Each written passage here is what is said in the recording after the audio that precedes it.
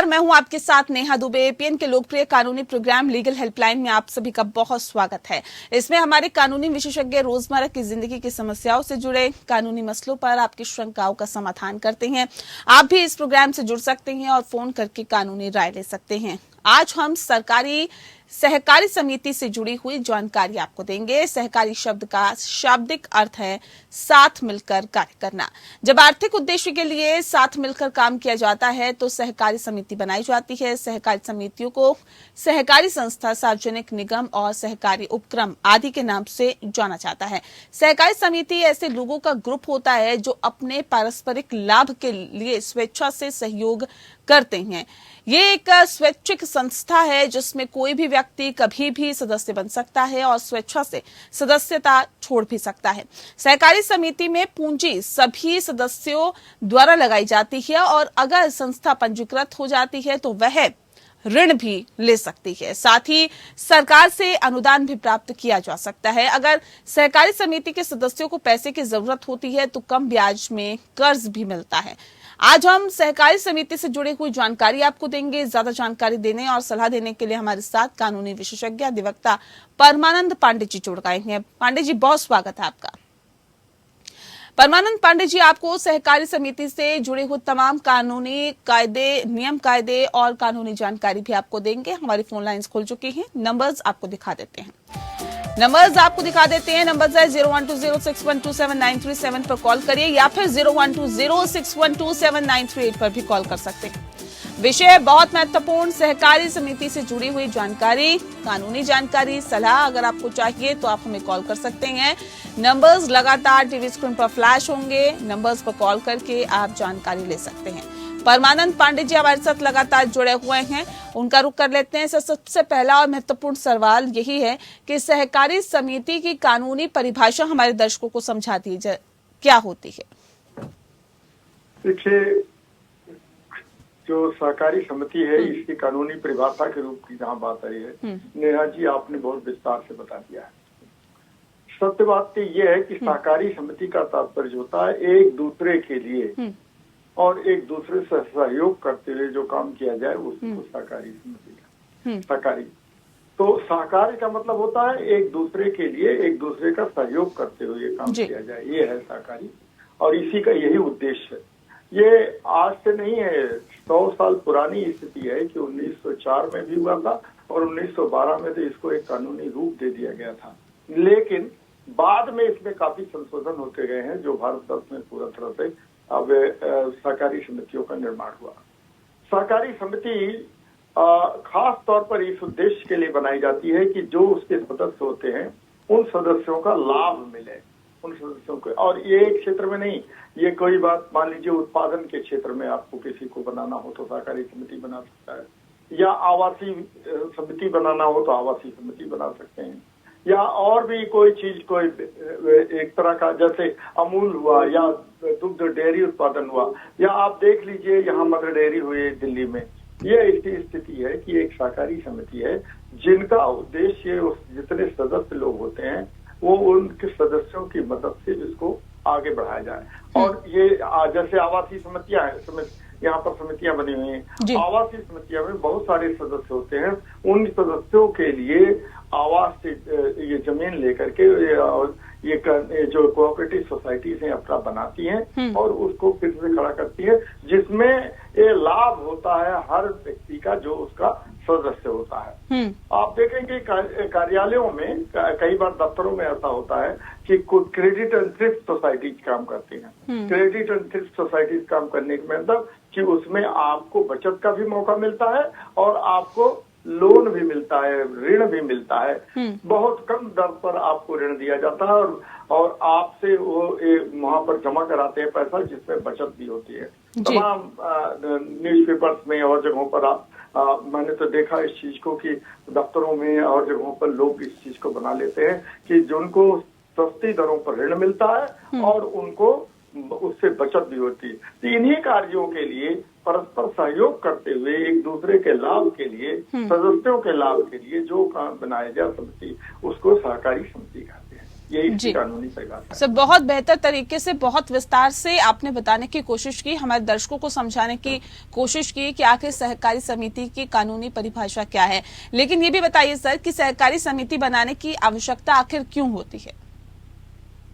सहकारी समिति बनाने की आवश्यकता इसलिए कि एक व्यक्ति कोई काम करना चाहे तो शायद उस चीज को वो न कर पाए, लेकिन सहकारी समिति अगर बन जाती है तो वो परस्पर लोग मिल करके अपनी बात को कह करते हैं, एक उस पर एक प्रस्ताव पारित करते हैं कि हमको ये काम करना है, और इस काम को करने के लिए उसमें पूंजी को जुटाना आसान हो जाता है। एक व्यक्ति के लिए वो पूंजी जुटाना शायद मुश्किल हो जाए कि उतनी बड़ी पूंजी को वो इकट्ठा कर सके या अपना बड़ा काम कर सके। इसी नाते सहकारी समितियां बनाई जाती है जिसमें पूंजी इकट्ठा हो सके और उसको अमली जामा माने काफी हद तक उसको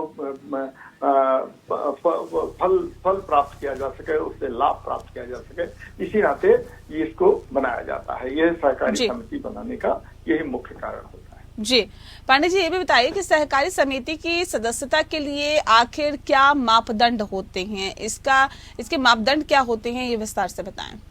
मैं फिर आपको ले चलूंगा पीछे। आपने अपनी प्रस्तावना में इस चीज को कहा कि सहकारी समिति का सदस्य कोई भी बन सकता है। जी जी, कोई भी व्यक्ति बन सकता है और कभी भी बन सकता है, ये बात नहीं है। आपने शुरू में ही अपने प्रस्तावना में इस चीज को बताया था कि सहकारी समिति के सदस्य बनने के लिए कोई भी व्यक्ति किसी भी समय इसका सदस्य बन सकता है।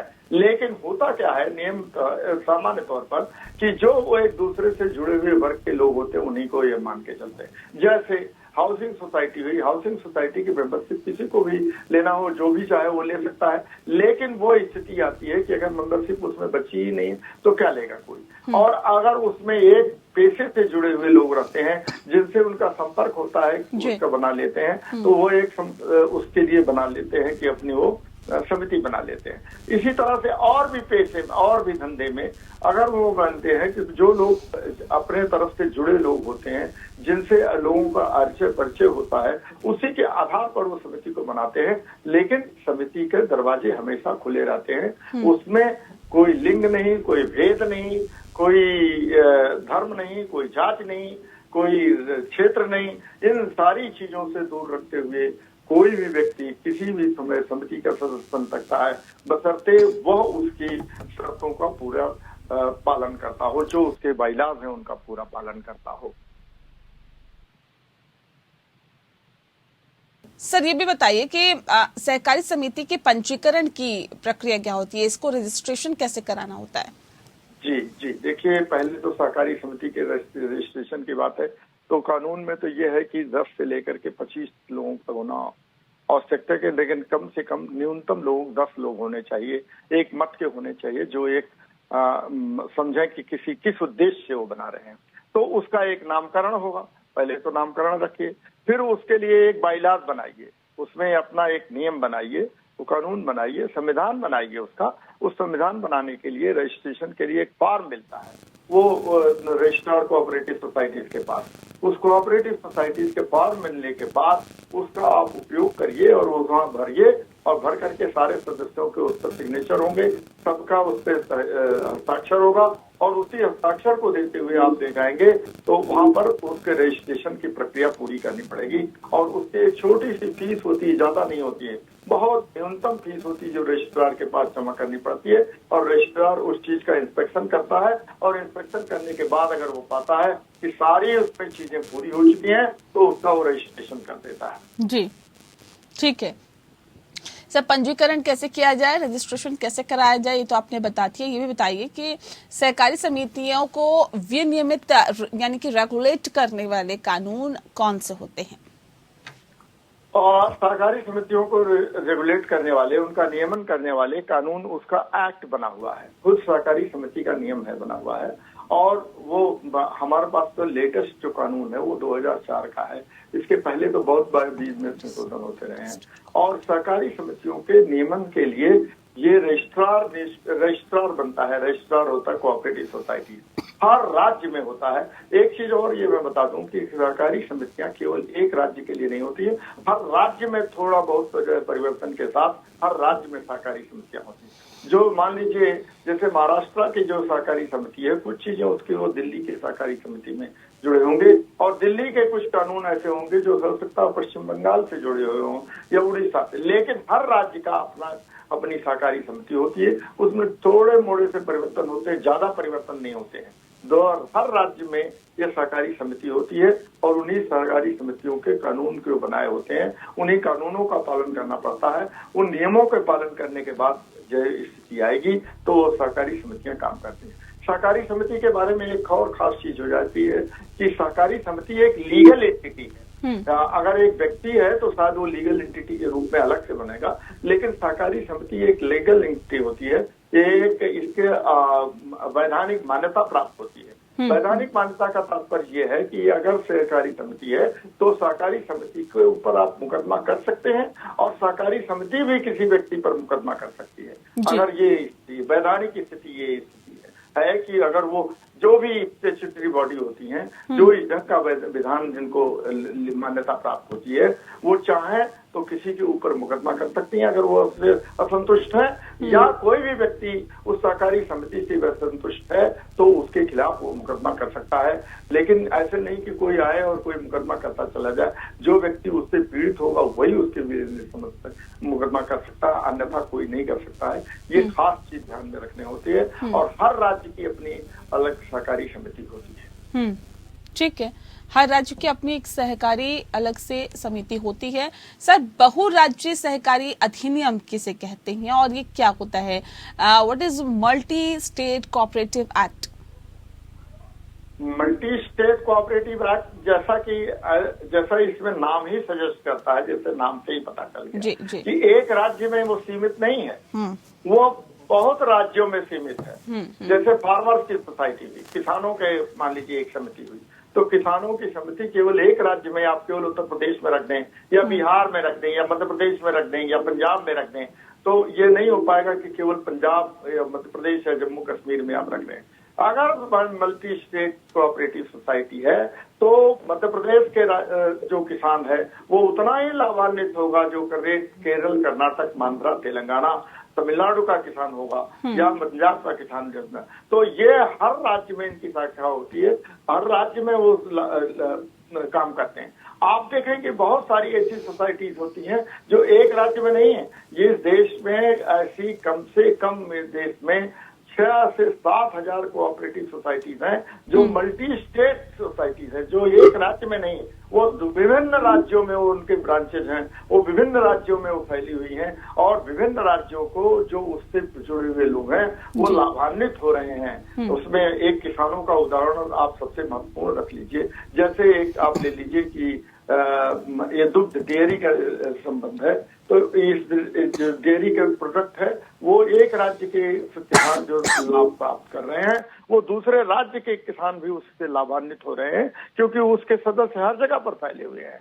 या किसानों के खरीद फरोख्त का, मान लीजिए सामान उनका खरीदा जा रहा है, एमएसपी में जो मैक्सिमम मिनिमम सपोर्ट प्राइस की स्थिति आती है, तो मिनिमम सपोर्ट प्राइस तो गवर्नमेंट डिक्लेयर करती है, लेकिन समितियां भी इस चीज को बनाती हैं कि वो उस मिनिमम सपोर्ट प्राइस पर सरकार द्वारा जो घोषित की गई है और वो उस चीज को देकर के उस पर खरीदारी करते हैं और फिर उसको बेचते हैं।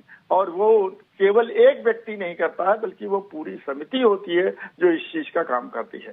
आप देखेंगे फर्टिलाइजर कॉर्पोरेशन कोऑपरेटिव सोसाइटी है, तो इफको बने हुए है। वो इसका तात्पर्य ये है कि वहां पर किसान के लिए जो उसको फर्टिलाइजर चाहिए, खाद चाहिए, उस खाद की बिक्री के लिए उस समिति से जुड़े और उस समिति से पूरा का पूरा लाभ प्राप्त कर सके, ऐसी ये उसका उद्देश्य होता है। जी ठीक है सर, आपने बहुत विस्तार से हमें बताया। आगे भी आपसे और तमाम पांडे जी हमारे साथ जुड़े हुए हैं जो कि बता रहे हैं आपको कि सहकारी अधिनियम क्या है, सहकारी समितियां क्या होती है। बहुत विस्तार से ब्रेक पे जाने से पहले उन्होंने बहुराज्य सहकारी अधिनियम के बारे में हमें विस्तार से जानकारी दी।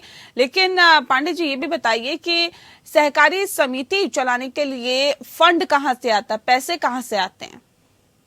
जी, ये भी आपको देखिए, मैं फिर आपको उसी आपकी बात पर ले जाना चाहता हूँ जहाँ से आपने शुरू किया था कि सहकारी समिति जो है एक दूसरे के लिए एक दूसरे के सहयोग से बनते हैं। तो ऐसा है कि इसके फंड के लिए बहुत कम राशि में जो इसके सदस्य बनते हैं वही उसकी सदस्यता शुल्क देते हैं।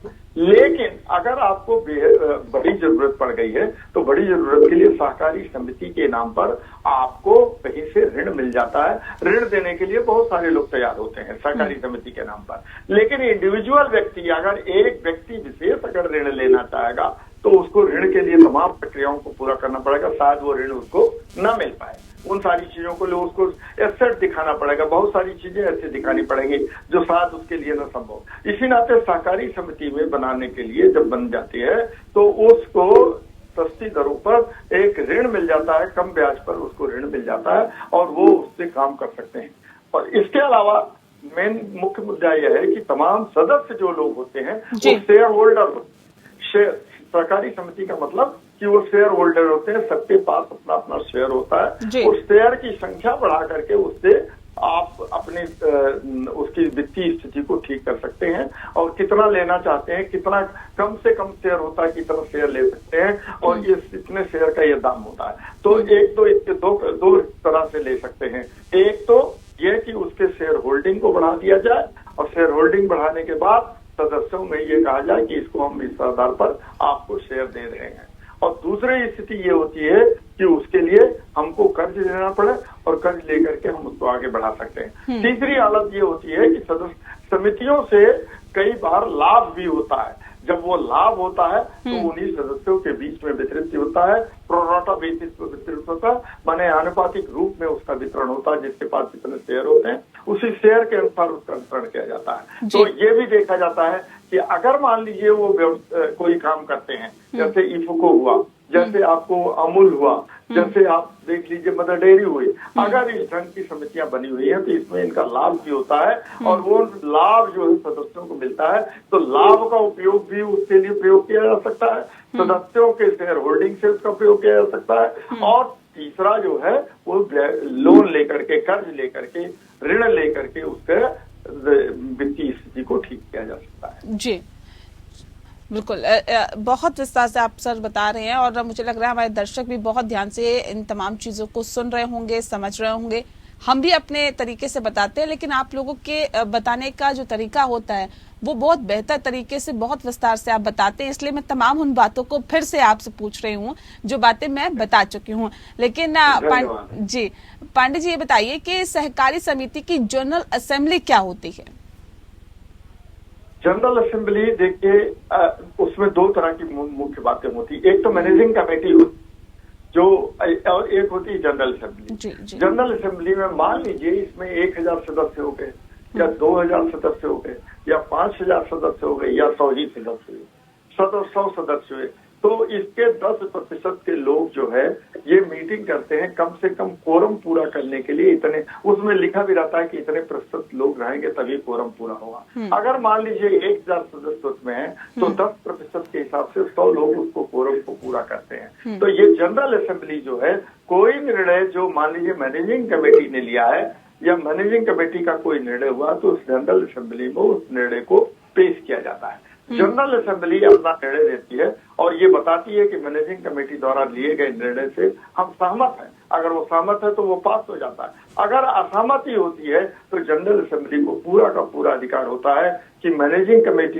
के लिए हुए निर्णय को उलट दे और फिर वो कोई दूसरा प्रस्ताव ले आकर के उसको पास करे, या मान लीजिए मैनेजिंग कमेटी को फिर से रेफर करे कि इन बातों को ध्यान में रखते हुए इनको मद्देनजर आप दूसरे ढंग के प्रस्ताव पास कराइए और ले लीजिए। तो जनरल बॉडी जो होती है, जनरल सामान्य सदस्यों की सभा को जनरल बॉडी, जनरल असेंबली कहते हैं। सामान्य सदस्य होते हैं।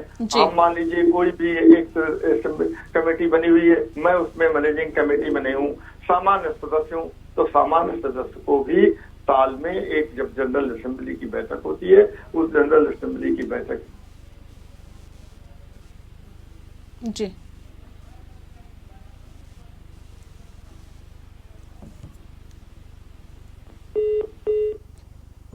लगता है पांडे जी से संपर्क हमारा टूट गया है। एक बार फिर से हम संपर्क साधने की कोशिश करेंगे, लेकिन उससे पहले आपको बता दें कि सहकारी समिति के बारे में आज हम बात कर रहे हैं और दर्शक भी हमारे साथ जुड़ रहे हैं। लेकिन जो मैटर है वो बहुत महत्वपूर्ण है इसलिए भी क्योंकि ये सहकारी समिति जो होती है, जिस तरह से अभी पांडे जी हमें बता रहे थे कि सहकारी समिति बहुत महत्वपूर्ण होती है अपने आप में। सहकारी समिति की अगर हम बात करें तो इसके अपने नियम कायदे होते हैं और ये भी कहा जाता है कि सहकारी समिति जो है, सहकारी उपक्रम यानी कि सहकारी समिति को सार्वजनिक संस्था, सार्वजनिक निगम और सहकारी उपक्रम आदि के नाम से भी जाना जाता है। तो पांडे जी एक बार फिर से हमारे साथ जुड़ गए हैं। पांडे जी, आपकी आवाज हम तक नहीं पहुंच पा रही थी, एक बार फिर से दोहरा दीजिए उन तमाम बातों को।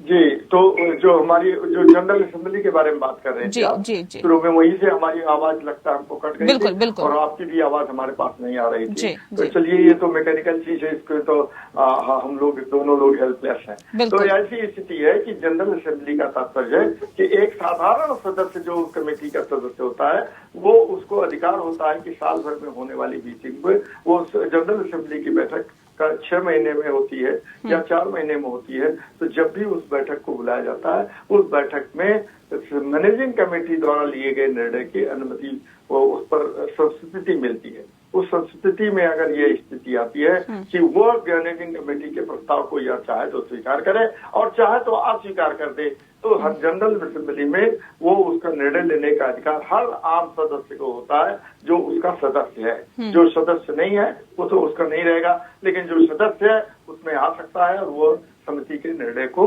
उसी ढंग से प्रभावित कर सकता है और उसी ढंग से समिति अपना निर्णय लेने के लिए बाध्य होती है।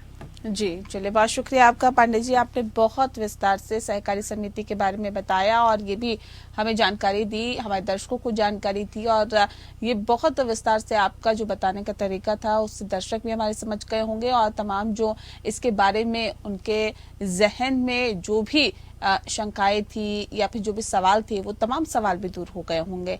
बहरहाल बहुत शुक्रिया आपका, आप हमारे साथ इस खास कार्यक्रम के साथ लीगल हेल्पलाइन में फिलहाल के लिए इतना ही। नमस्कार।